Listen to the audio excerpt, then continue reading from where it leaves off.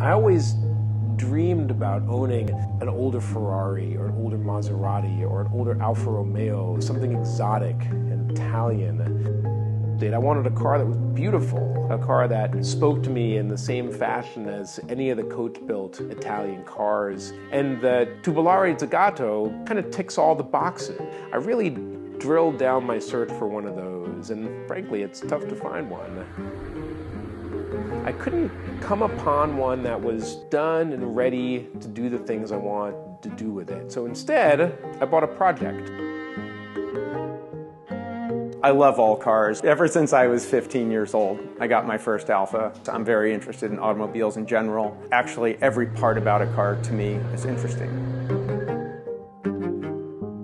But I particularly like the story he told me, that this is a car that a lady racer raced, and it had a local history here in California. I'm Conrad Stevenson, and I restore Alfa Romeos. I'm David Eichenbaum, and I drive an Alfa Romeo Tubolare Zagato.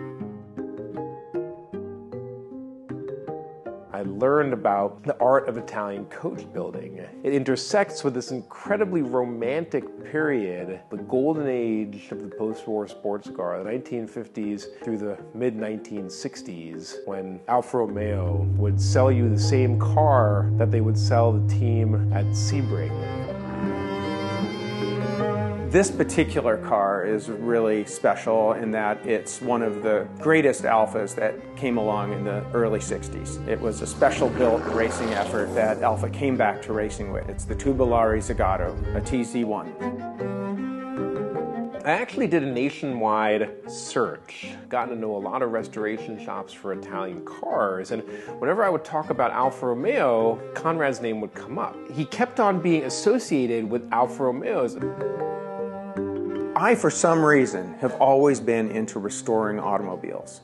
I get a lot of satisfaction out of bringing something back that had a rough time. And in restoring this car, I'm so grateful for those fine original examples. It feels good to me to bring back something like this that had gotten down the wrong path. People I know and respect and continually went back to him as kind of the reference for Alfa Romeos of this type. What was really spectacular is Conrad seemed inspired by the project. It kind of fit together, and then I had met Conrad just by spending time in Monterey and Car Week and Pebble Beach. I got along with him.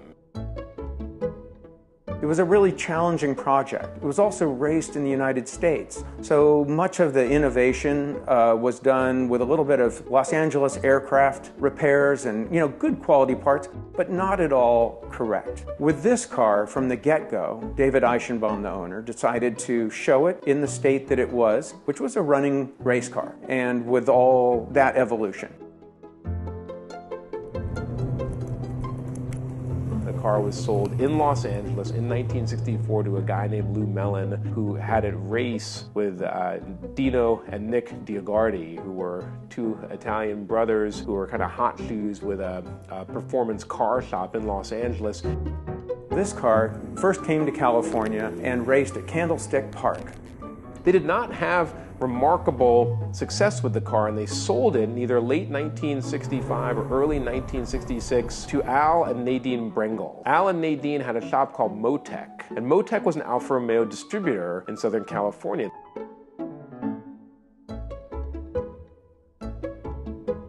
This woman who was called, I wouldn't call her a housewife only, but that's what they often called her, the San Diego housewife. She was very fast in the car. I believe the husband wanted to drive it, but she was a little quicker. And Nadine, the spouse in the shop, was actually the hot shoe. She was a lot faster than Al. She was oftentimes faster than the men who would race in her classes. Final and best race car was the Tubolare Zagato that she got from Lou Mellon. And this wasn't her first Alfa. She'd raced other Alfas, little Giuliettas and Giulias, I believe. The TZ was the car that took her through the 1966 SCCA season, and she turned out to be the Southern Pacific champion that season. She accumulated enough points and enough races to be the champion of C production. So this car has had a rough life. I don't know that it was registered on the street. I think it's always raced. And one of the things about doing a restoration on a car is the general rule is that you want to do the least you need to do to the car. If you could have an original car with the old paint, you wouldn't touch it. In the summer of 1966, the car was rear-ended. It was patched back up and had a temporary fiberglass tail on it. There's some incredible literature calling it the duct tape special for a while. And she finished the season with that fiberglass tail. Restoring a car from the ground where I am so intimate with every single part on this car, put it all together and have its day, or to drive it down the street, for me is absolutely exhilarating, and it pays back. Because of Nadine's success in 1966 and her family's engagement in the racing hobby, which really was part of their family business, there is a ton of photo documentation which really helped us with the restoration of the car. And I was so fortunate that Conrad Stevenson was willing and able to kind of be the commander-in-chief of this project over the subsequent 4 years when I purchased the car. And it's turned out spectacularly. So the challenge for me has been to a little bit of unpeeling the car and digging back and trying to, in a sense, resurrect or reconstruct the car as it was. To find the metric hardware, to replace tubes that had maybe been replaced, but to do the very least, keeping that mantra of the least I can do and the most of this car we can preserve, the better. The car that I've been restoring is chassis number 16. 16 of 100 cars, roughly.